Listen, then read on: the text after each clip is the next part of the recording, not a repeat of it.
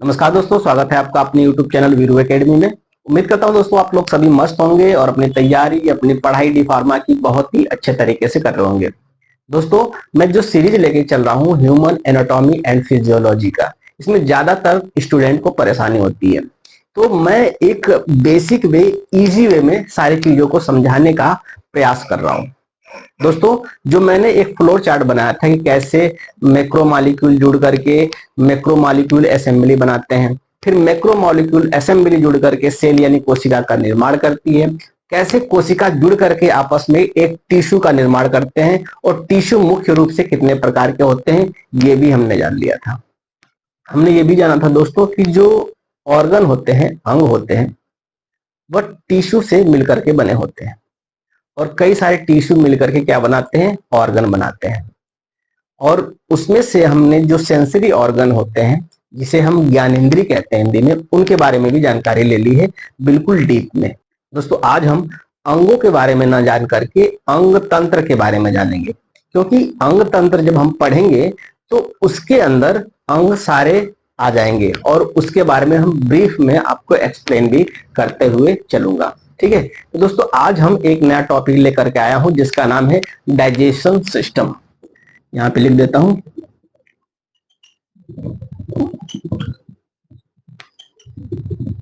क्योंकि सिस्टम है दोस्तों, तो जाहिर सी बात है, तंत्र है तो किसी एक अंग से मिलके नहीं बना है, यह कई सारे अंगों का योग होता है।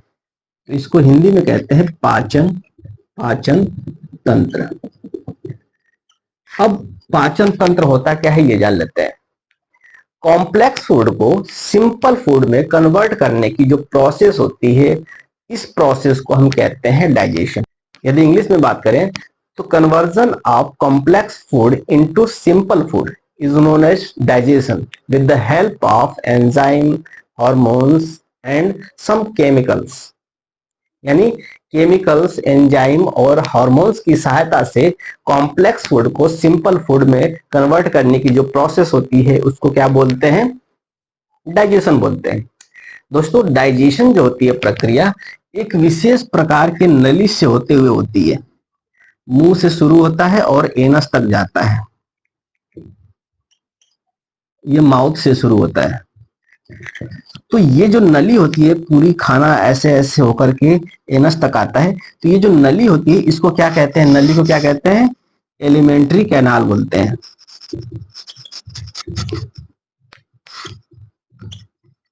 हिंदी में बात करें तो इसको बोलते हैं क्या, आहार नाल।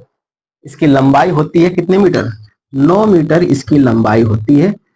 कितनी लंबाई होती है, 9 मीटर। इसके अंदर माउथ आ जाएगा, ओइसोफेगस आ जाएगा, स्टमक आ जाएगा, फिर इसके बाद स्मॉल इंटेस्टाइन, लार्ज इंटेस्टाइन, ये सारी चीजें यहाँ पे आकर के खत्म हो जाती है। पूरी लंबाई कितने मीटर की होती है, 9 मीटर की।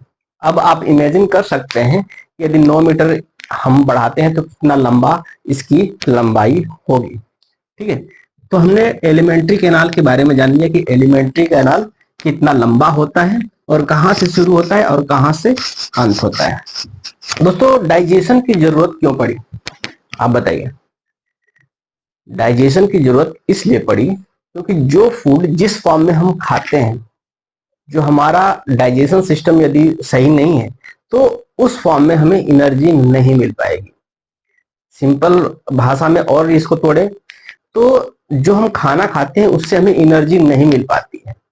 उसको एनर्जी में कन्वर्ट करने के लिए जो पार्टिकल होते हैं, कॉम्प्लेक्स फूड होते हैं, उनको छोटे छोटे छोटे छोटे टुकड़ों में तोड़ना पड़ता है और वही छोटे छोटे टुकड़े हमारे नसों में एंटर करते हैं, ब्लड में एंटर करते हैं और हमारे ब्लड के माध्यम से पूरे शरीर में पहुंचते हैं।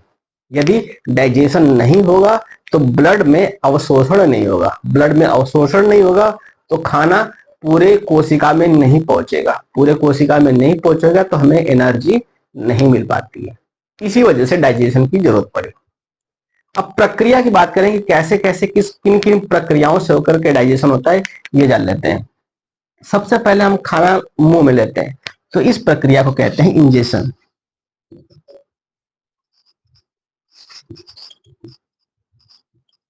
क्या कहते हैं, इंजेशन। ठीक है, हमने मुंह में ले लिया। फिर इसके बाद क्या होता है, इसका डाइजेशन, यानी इसका पाचन होता है। क्या होगा? पाचन। हमने खाना लिया मुंह में, फिर अंदर निकल गया, फिर उसका पाचन शुरू हो जाता है, मुंह से ही पाचन शुरू हो जाता है। फिर इसके बाद क्या होगा? जब पाचन हो जाएगा तो इसका हो जाएगा एब्जॉर्प्शन, यानी अवशोषण। इसमें से जितने भी पोषक तत्व होते हैं उसको अवशोषित कर लिया जाता है हमारे बॉडी के द्वारा। अवशोषित हो गया तो इससे जो एनर्जी बनती है अवशोषित होने के बाद, उसका एसिमिलेशन होता है। क्या होता है? यानी पूरे शरीर में भेजा जाता है पूरे शरीर में। ठीक है, पूरे शरीर में भेज देने के बाद जो वेस्ट प्रोडक्ट बचता है वो क्या हो जाता है? इजेशन हो जाता है। जैसे हम मल के रूप में बाहर निकाल देते हैं। तो पूरे डाइजेशन सिस्टम में यही प्रक्रियाएं होती हैं। सबसे पहले इंजेशन होगा, फिर डाइजेशन होगा, फिर एब्जॉर्प्शन होगा, फिर इसके बाद एसिमिलेशन होगा और इजेशन होगा। ठीक है, तो ये प्रक्रिया हम समझते हुए चलेंगे। ठीक है दोस्तों, इसको मिटा देता हूं।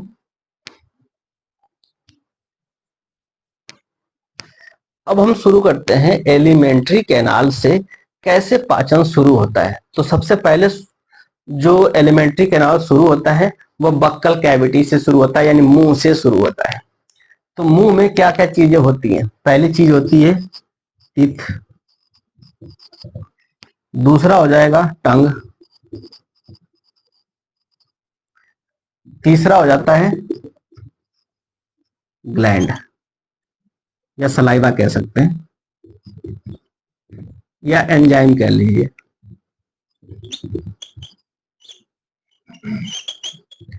ठीक है, टीथ हो गया यानी दांत, टंग मतलब जीभ, और एंजाइम मतलब जो सलाइवा वगैरह होता है वो एंजाइम की जरूरत पड़ती है हमारे बक्कल कैविटी में। ठीक है, कोई कह रहा है टंग की स्पेलिंग गलत है तो सही कर लीजिए। ठीक, तो इन चीजों के बारे में हम जानेंगे दोस्तों।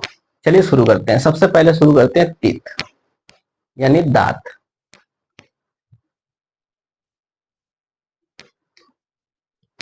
दांत के बारे में जानते हैं दोस्तों। दांत जो होता है, एक डायग्राम बना के हम सिखाते हैं आपको।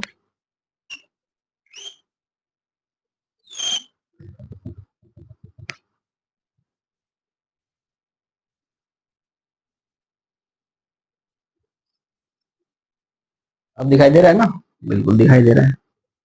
ठीक है, ये हम मान लेते हैं गम, यानी मसूड़ा। एक टीथ को लेकर के हम चल रहे हैं आपको। सबसे पहले आप ध्यान देना, ये जो ऊपर वाला भाग है, यानी हमारा दांत का जो पोर्शन आपको दिख रहा होगा ऊपर की तरफ, मसूड़ों से ऊपर, वो क्या कहलाता है? क्राउन कहलाता है। पूरे भाग को, जो भाग हमें विजुअल हो जाता है आंखों से, वो भाग क्या कहलाता है? क्राउन कहलाता है। और वो भाग जो हमें विजुअल नहीं हो पाता है, मसूड़ों के अंदर मौजूद होता है, उसको क्या बोलते हैं? उसको बोलते हैं रूट। क्या बोलते हैं? रूट। ये पेड़ वाला रूट नहीं, उसको रूट ही बोलते हैं। ठीक है, अब आपने जान लिया क्राउन क्या होता है, रूट क्या होता है। जो भाग हमारे मसूड़ों के अंदर पाया जाता है उसे क्या कहते हैं? रूट बोलते हैं। अब ये जो दांत है जो ऊपर की तरफ दिखाई दे रहा है, तो सबसे ऊपर वाला जो सफेद भाग होता है, जो वो सबसे हार्ड होता है, उसका नाम होता है इनेमिल।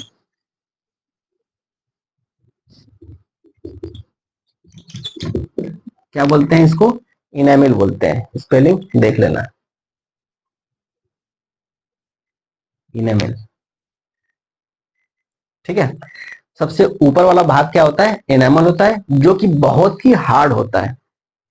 फिर इसके जस्ट नीचे वाला जो भाग होता है दांत का, उसे क्या बोलते हैं? डेंटाइन बोलते हैं। ये इसके कंपैरिजन में सॉफ्ट होता है। इसके कंपैरिजन में क्या होता है? सॉफ्ट होता है। इसको बोलते हैं डेंटाइन। तो इनेमल के बारे में जान लिया आपने, डेंटाइन के बारे में जान लिया, रूट के बारे में जान लिया, और बीच में से, रूट के बीच में से एक रास्ता होता है जिसे हम कहते हैं रूट कैनाल। क्या बोलते हैं? Root canal.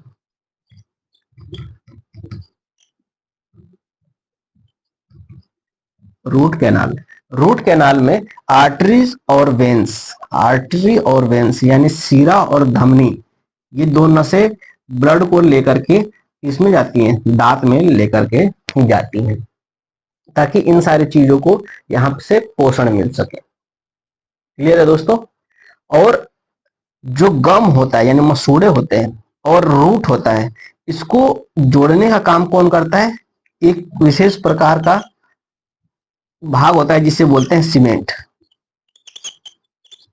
सीमेंट दोस्तों ये वाला सीमेंट नहीं है जो जेपी सीमेंट या फिर बुनियादी सीमेंट, ये वाला सीमेंट नहीं है। वो एक विशेष प्रकार का सीमेंट होता है जो गम को और रूट को आपस में जोड़ने का काम करता है। ठीक है दोस्तों, तो ये हो गया दांतों के भाग, ये सबसे मजबूत भाग है। फिर डेंटाइन उससे सॉफ्ट भाग है, रूट कैनाल होता है, गम होता है, रूट होता है, क्राउन होता है, सीमेंट होता है। ये विशेष चीज होते हैं। इसी में आर्टरीज और वेन होते हैं जो कि दांत को क्या पहुंचाते हैं? पोषक तत्व पहुंचाते हैं। कभी कभी कैविटी हो जाती है, मान लेते हैं यहाँ पे कैविटी हो जाती है, तो डॉक्टर क्या करते हैं, ड्रिल मशीन से, उनका विशेष टूल होता है, उससे क्या करते हैं, होल करते हैं, फिर इसमें मसाला भर देते हैं। मसाला एक प्रकार का केमिकल्स होता है जो कि जाने के बाद प्लास्टर ऑफ पेरिस की तरह बिल्कुल इस गैप को क्या कर देता है, भर देता है।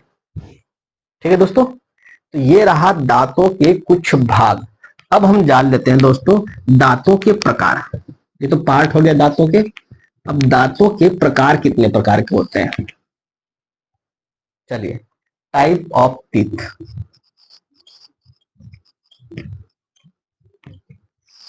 दोस्तों दांत जो होते हैं मुख्य रूप से 4 प्रकार के होते हैं। सबसे पहले मैं बना के आपको दिखाता हूं।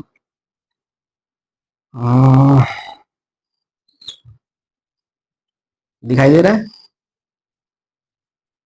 दिखाई दे रहा होगा।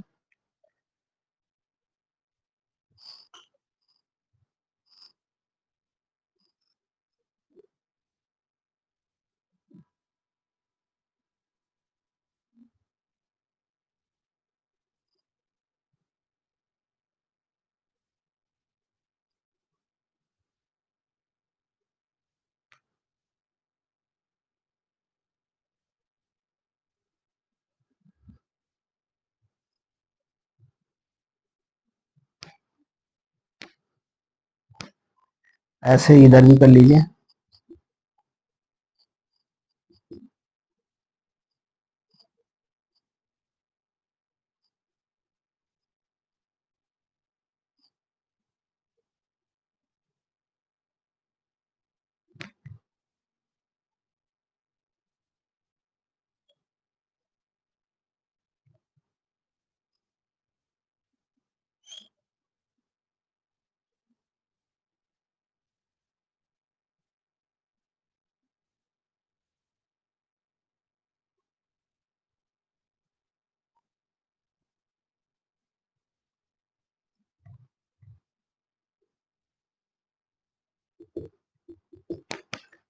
चलिए, ये रफ डायग्राम है किसका?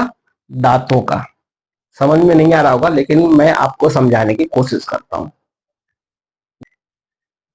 चलिए, इस डायग्राम को समझने से पहले दोस्तों आप समझ लीजिए कि दांत कितने प्रकार के होते हैं। दांत मुख्य रूप से कितने प्रकार के होते हैं? 2 प्रकार के होते हैं, प्राइमरी टीथ और परमानेंट टीथ। प्राइमरी टीथ कौन से दांत होते हैं? वे दांत जो बच्चों में एक बार निकलते तो हैं स्टार्टिंग में, लेकिन कुछ साल के बाद वो सारे दांत टूट जाते हैं। और उनकी संख्या की बात करें तो वह होते हैं 20 दांत निकलते हैं और टूट भी जाते हैं। फिर वो आ जाते हैं, निकलते हैं, टूटते हैं और दोबारा उसी जगह पे नए दांत 20 आ जाते हैं। ठीक है। और जो परमानेंट टीथ होता है,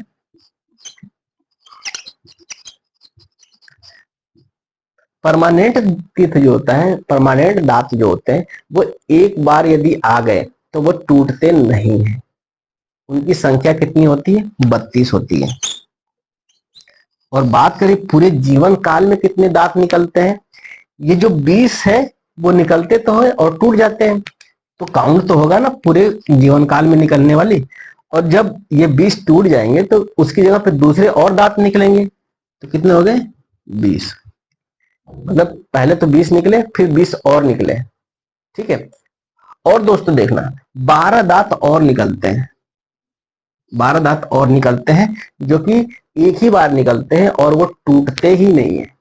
तो ये जो 20 निकले और ये 12, टोटल मिलके कितना हो गया 32। और जो टोटल जीवन काल में कितने निकलते हैं, ये 2 हो गया और ये 5, यानी 52 जो दांत होते हैं पूरे जीवन काल में निकलते हैं। ये मैथमेटिक्स नहीं है, नॉर्मल लॉजिक है। आपको एडिशन आना चाहिए कि प्राइमरी टीथ और परमानेंट टीथ को जब जोड़ेंगे तो ये कितने दांत निकलते हैं वो आपको पता होना चाहिए। ठीक है, तो 20 जो टूट जाते हैं और जो निकलते हैं वो, और 12 दांत और निकलते हैं, तो सारे मिलके कितने हो गए 52 दांत हो गए। परमानेंट टीथ कितने होते हैं 32 होते हैं, और प्राइमरी टीथ कितने होते हैं 20 होते हैं। चलिए, ये चीजें आपने जान लिया। अब आ जाते हैं दांत जो होते हैं, वो दांत मुख्य रूप से कितने प्रकार के होते हैं उनके स्ट्रक्चर के हिसाब से। ठीक है, तो दांत जो होते हैं वो 2:1:2:3 के रेशियो में डिवाइड होते हैं। 2:1:2:3 के रेशियो में डिवाइड होते हैं। और प्रकार की बात करें तो 4 प्रकार के होते हैं। पहला होता है इंसीजर, दूसरा होता है कैनाइन, तीसरा होता है प्री मोलार, और चौथा होता है मोलार। ठीक है, 4 प्रकार के दांत होते हैं, इंसीजर, कैनाइन, प्रीमोलार और मोलार। दोस्तों ध्यान देना, ये जो सामने के जो 2 दांत होते हैं, 2 नहीं, मैं देखो पूरे दांत को 4 भाग में डिवाइड कर दीजिए। बीच में से यदि एक लाइन खींच देंगे तो वो आधा आधा इक्वल अपोजिट डायरेक्शन में डिवाइड हो जाएगा। ध्यान देना, जब आधा कर दिया तो होते तो हैं 4, लेकिन यहां से हमने डिवाइड कर दिया है। तो देखना दोस्तों, 2 इधर है तो 2 इधर भी होंगे। ठीक है, 2 इधर भी होंगे। तो इंसीजर होता है, ये जो 4 दांत होते हैं यहां से लेकर के यहां तक, इसे कहते हैं इंसीजर। इनका फंक्शन क्या होता है, यह किसी भी चीज को काटने में मदद करते हैं। अब रोटी खाते हैं या कोई भी चीज यदि खा रहे होते हैं तो काटते कहाँ है, इसी इंसीजर से काटते हैं। तो इंसीजर का काम होता है किसी भी वस्तु को खाते वक्त काटने में मदद करना। दूसरा होता है कैनाइन। अब ये जो कैनाइन होता है दोस्तों, इसकी संख्या यहाँ पे तो 1 दिख रही है, एक यहाँ पे भी होगा, एक यहाँ पे भी होगा और एक यहाँ पे होगा। तो पूरे मुंह में 4 कैनाइन होते हैं। ठीक है, इसका फंक्शन की बात करें तो यह किसी चीज को फाड़ने में मदद करता है। मांसाहारी जितने भी जानवर होते हैं जो मांस खाते हैं कच्चे, वो क्या करते हैं, उनकी जो कैनाइन होती है वो बड़ी होती है, क्योंकि वो पकड़, एक तो ग्रिप मजबूत करेंगे, किसी भी चीज को पकड़ेंगे तो वो छोड़ेंगे नहीं। कुत्तों में, शेर में, बिल्लियों में ये सब दांत क्या होता है बहुत ही बड़े होते हैं, वह चीजों को फाड़ने में मदद करता है। हमारे भी है, तो हमारे उतने नुकीले नहीं जितने कि मांसाहारी जानवरों में होते हैं। ठीक है, तो ये क्या करते हैं, फाड़ने में मदद करते हैं। जैसे आप गन्ना खाते हैं तो गन्ना इस साइड से खाते हैं, ना कि इस ऐसे खाते हैं। ठीक है, तो वो फाड़ने के लिए, छिलका फाड़ने के लिए इस दांत का इस्तेमाल करते हैं। बात करते हैं प्रीमोलार, ये जो भाग है ये प्रीमोलार है।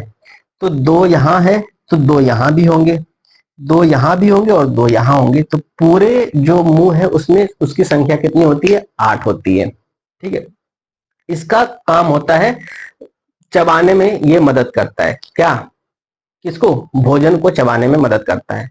इसके बाद आती है दांत कौन सा, मोलार। मोलार की संख्या यहाँ पे 3 है, यहाँ पे भी 3 होगा, यहाँ पे भी 3 होगा और यहाँ पे भी 3 होगा। यह भोजन को पीसने में और कद्दूकस बनाने में मदद करता है। कौन, मोलार। तो दोस्तों आपने देख लिया कि जो रेशियो है वहां पे भी ऐसे ही होगा, यहाँ पे भी ऐसे ही होगा, 3:2:1:2, 2:1:2:3। अब ध्यान देना दोस्तों, इस वाले पोर्शन में टोटल दांत की संख्या कितनी हो गई 8। अरे 2 1 3, 3 2 5 और 3 8। इस वाले पोर्शन में भी कितना हो गया 8, इस वाले पोर्शन में भी कितना हो गया 8, और इस वाले पोर्शन में भी कितना हो गया 8। यदि टोटल जोड़ेंगे दांत तो यहाँ पे कितना हो जाएगा 32, यानी पूरे मुंह में कितने दांत पाए जाएंगे 32 दांत पाए जाएंगे। प्रत्येक का क्या क्या फंक्शन होता है ये भी आपने जान लिया। कौन से दांत का क्या फंक्शन होता है, दांत कितने प्रकार के होते हैं, वो भी आपने जान लिया। ठीक है दोस्तों, अब हम एक पोर्शन जान लिया टीथ के बारे में। अब हम जानते हैं टंग यानी जीभ के बारे में। जीभ जो होता है एक प्रकार की ज्ञान इंद्री भी होती है। ठीक है, वह एक विशेष प्रकार के बोन से जुड़ी होती है पीछे की तरफ, जिसको कहते हैं हायोड बोन। क्या कहते हैं? Hyoid bone. जो जीभ होता है दोस्तों, ये रहा, ये रहा।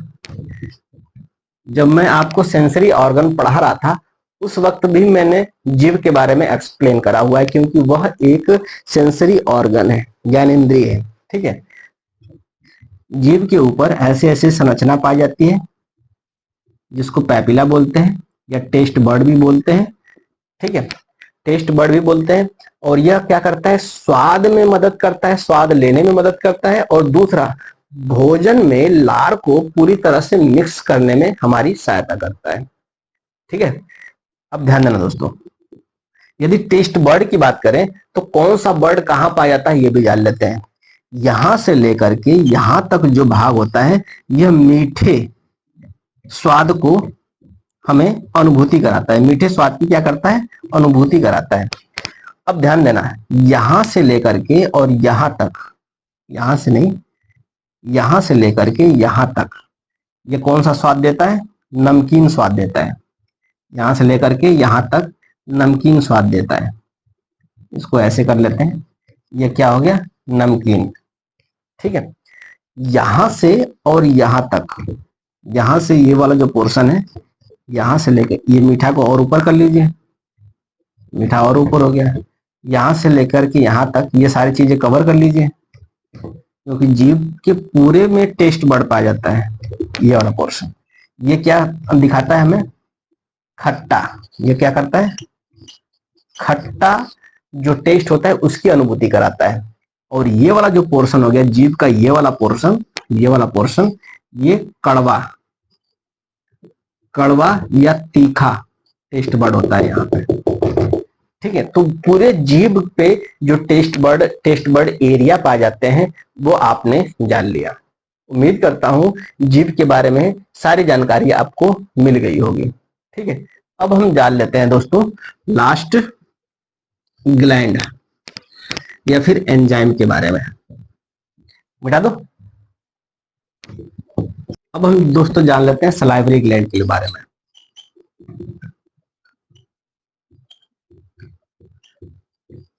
हिंदी में इसे लार ग्रंथि बोलते हैं। क्या बोलते हैं? लार ग्रंथि। ध्यान देना दोस्तों, जो लार होता है, लार, इसमें 98% क्या होता है? पानी होता है। और बाकी बचा जो रिमेनिंग 2%, इसमें क्या होता है? एंजाइम होता है और कुछ केमिकल्स होते हैं। ठीक है, कुछ एंजाइम होते हैं और कुछ केमिकल्स होते हैं। बाकी 98% क्या होता है? पानी होता है। यह क्या करता है? भोजन को कद्दूकस करने में मदद करता है, यानी बोलस करने में मदद करता है। क्लियर है? अब हम जान लेते हैं दोस्तों, जो लार है वह लार ग्रंथियों से निकलता है। कहां से निकलता है? लार ग्रंथियों से। तो लार ग्रंथि का हम एक बार बना लेते हैं फिगर।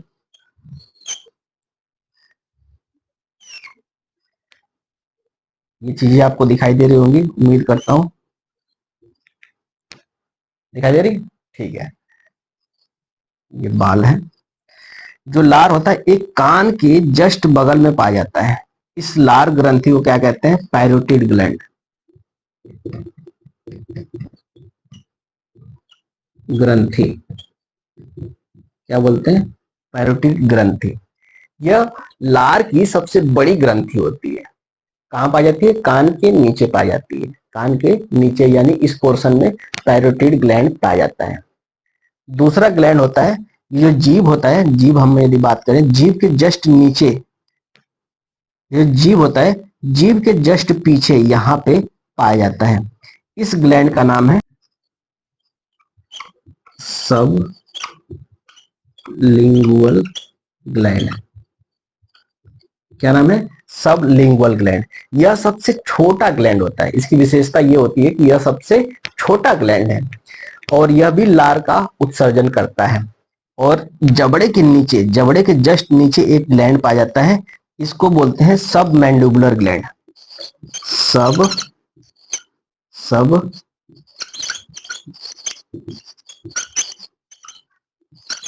सब मैंडिबुलर ग्लैंड। और जो सब मैंडिबुलर ग्लैंड होता है, ध्यान देना, सब मैंडिबुलर ग्लैंड सबसे ज्यादा क्या लार का श्रावण करता है। यह जबड़े के नीचे पाया जाता है। तो 3 प्रकार के ग्लैंड यानी 3 प्रकार की ग्रंथि पाई जाती हैं हमारे मुंह में। पहला होता है पैरोटिड ग्लैंड, यह कहाँ पाया जाता है, कान के नीचे पाया जाता है, सबसे बड़ी लार ग्रंथि होती है। इसके बाद सब लिंगुअल ग्लैंड होता है, जो कि जीभ के जस्ट पीछे पाई जाती है और यह सबसे छोटी लार ग्रंथि होती है। फिर इसके बाद सब मैंडिबुलर ग्लैंड होता है, जो कि जबड़े के नीचे पाई जाती है और यह अधिक मात्रा में लार का स्राव करती है। अब ये चीजें देख लिया दोस्तों, अब हम ये जान लेते हैं कि जो ग्लैंड होता है, जो लार होती है, वह लार का क्या फंक्शन होता है। लार जो होता है दोस्तों, लार नहीं चल रहा है क्या, लार जो होता है, ध्यान देना कुछ नहीं चल रहा है, बस खत्म ही हो गया, लेक्चर ज्यादा बड़ा हो रहा है। लार जो होता है उसमें से 2 एंजाइम मुख्य रूप से पाए जाते हैं। पहला होता है सलाइवरी अमाइलेज, सलाइवरी अमाइलेज, ठीक है, स्पेलिंग करेक्शन कर लीजिएगा, अमाइलेज होता है। और दूसरा होता है लाइसोसोम। ध्यान देना दोस्तों, ये जो सलाइवरी अमाइलेज है, जो हम स्टार्च खाते हैं या फिर कार्बोहाइड्रेट खाते हैं, उसको किस में कन्वर्ट कर देता है, माल्टोज में कन्वर्ट कर देता है। स्टार्च को माल्टोज। अब क्या होता है दोस्तों, स्टार्च को जब माल्टोज में कन्वर्ट कर देता है, अब माल्टोज है क्या ये जान लेते हैं। मान लेते हैं हमने जो रोटी खाया, सिंगल रोटी खाया, तो सिंगल रोटी क्या है, स्टार्च है, लेकिन हमारी जो डाइजेशन करने के बाद वो रोटी कितने भागों में बढ़ गई, 50 भागों में बढ़ गई। तो यह एक माल्टोज है। 50 भागों का एक रूप है जो स्टार्च का, उसको क्या कहेंगे, माल्टोज कहेंगे। आगे जाकर के वो 1000 भागों में कन्वर्ट हो जाएगा, तो उसको हम क्या बोलेंगे, ग्लूकोज बोलेंगे। तो स्टार्च यानी कार्बोहाइड्रेट को माल्टोज में कन्वर्ट कराया। यहाँ पे स्टार्च यानी कार्बोहाइड्रेट का आंशिक रूप से पाचन हुआ है। अब इसको माल्टोज को हम स्मॉल इंटेस्टाइन में जब लेके जाएंगे, तब हम इसका पाचन पूर्ण रूप से कराएंगे। फिलहाल के लिए आप स्टार्च को माल्टोज में ही कन्वर्ट कर लीजिए, ठीक है। दूसरा, लाइसोसोम का क्या फंक्शन होता है, जितने भी बैक्टीरिया, वायरस या फिर एमीबा, पैरामीशियम या फिर जो भी खाने में माइक्रो ऑर्गेनिज्म चले जाते हैं गलती से हमारे मुंह में, उनको क्या करता है, मारने का काम करता है, ठीक है। तो आज के लिए दोस्तों यहाँ पे इस लेक्चर को यहीं समाप्त करते हैं। इसी लेक्चर को हम आगे भी बढ़ाएंगे। दीजिए इजाजत, मिलेंगे कल नए उमंग, नए तरंग और नए जोश के साथ। तब तक के लिए जय हिंद।